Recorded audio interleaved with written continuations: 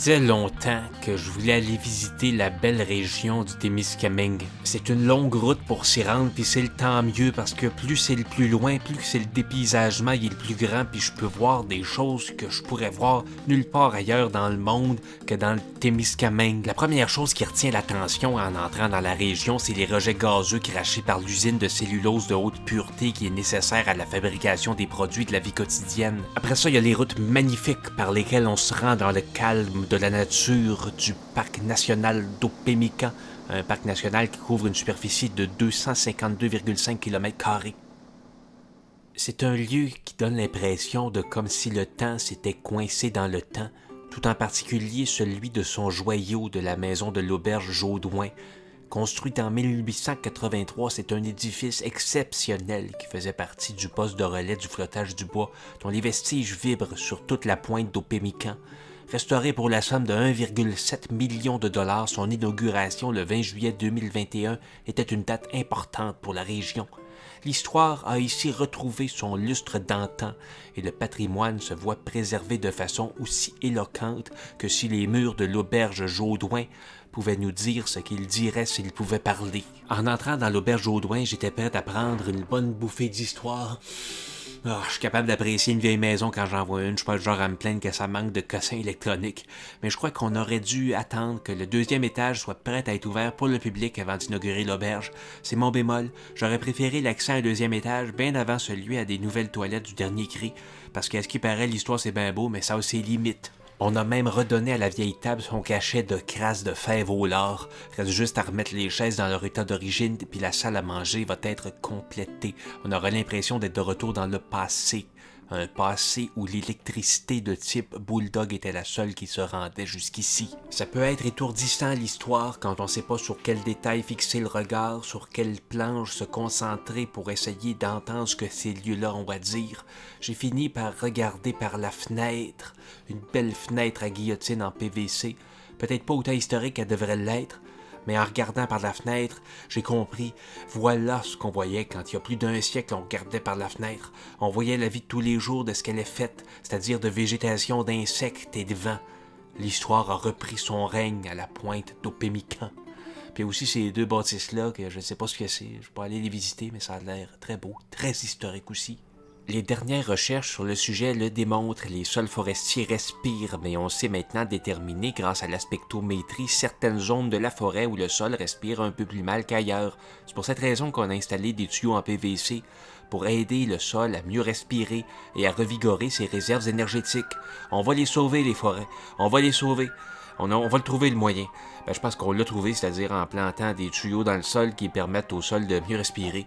Je trouve ça tellement beau et inspirant, l'avenir de la science. Le parc d'Opémican s'est aussi équipé d'un panneau solaire photovoltaïque ultra performant qui jure pas trop avec le paysage. Ça prend vraiment un bon panneau solaire parce que c'est pas facile de tirer du jus du soleil doucement orangé du Témiscamingue. C'est pas des blagues, j'ai passé la semaine sans me cramer une seule fois, j'ai pas eu aucun coup de soleil. Ça fait un peu peur d'avoir un soleil si faible. Si même le soleil peut plus nous fournir en énergie, qu'est-ce qu'on va faire? Qu'est-ce que le parc d'Opémican va faire? À mon avis, il y a peut-être un peu d'électricité à tirer d'avec les chutes en leur mettant un micro-barrage dessus avec une petite turbine. Je comprends pas qu'il ait jamais pensé. Micro-barrage, un truc pas trop clinquant qui s'intégrerait harmonieusement avec le paysage. C'est impossible quand on est un Québécois au Québec de regarder une chute sans immédiatement penser barrage hydroélectrique avec tous les gigantesques projets qui nous permettent encore aujourd'hui d'avoir de l'électricité gratuite dans nos calorifères. Je pensais vraiment avoir eu un bon flash, puis qu'en allant faire part à la direction du parc d'Opémican, il y aurait peut-être une récompense ou qu'on me permettrait de siéger dans un sous-comité. Mais j'ai compris pourquoi il n'y avait pas de barrage en voyant l'espèce de mousse que ça faisait en bas de la chute. C'est dégueulasse. Pour faire de l'électricité propre, ça prend de l'eau propre qui ne fait pas de mousse. Ça, c'est quelque chose que je sais. Ça fait du bien aussi d'oublier l'électricité, de se replonger dans l'histoire à une époque où la seule raison de venir jusqu'ici, c'était pour tuer des animaux pour faire des chapeaux avec leur fourrure. Ça, c'est pas dans le parc d'Opémican, mais c'est quand même intéressant de le montrer. C'est le monstre du lac Témiscamingue, un esturgeon géant qui hante le fond du lac Témiscamingue depuis au moins plusieurs millions d'années. Ça peut vivre très très longtemps, les créatures mythiques. C'est un des principaux attraits touristiques de la région. Des milliers de pêcheurs affluent chaque année dans l'espoir de pêcher le monstre du lac et de devenir aussi légendaire, sinon plus que lui. Je trouve ça beau de voir qu'il y a encore des endroits dans le Québec où les légendes sont restées vivantes. Reste que moi, je préfère les lacs certifiés sans monstres. C'est déjà assez dangereux comme ça d'aller sur l'eau. Ça s'appelle le secteur de l'île aux fraises, mais faut pas s'attendre à trouver la moindre fraise sur ces îles-là. En tout cas, pas des belles grosses fraises californiennes, toutes blanches en dedans, comme je les adore. Chaque petite île semble renfermer un monde distinct, autonome et merveilleux. Même les arbres qui poussent croche à la lisière de l'île y sont à leur place. Dans la vraie nature, les arbres poussent comme bon leur semble, même si ça veut dire d'avoir le sommet courbé pour une raison qu'il m'est impossible de concevoir. C'est rare de voir un arbre danser avec autant de grâce. C'est rare et c'est beau, c'est magnifique, c'est émouvant et c'est poétique. Toutefois, la nature est aussi sans pitié.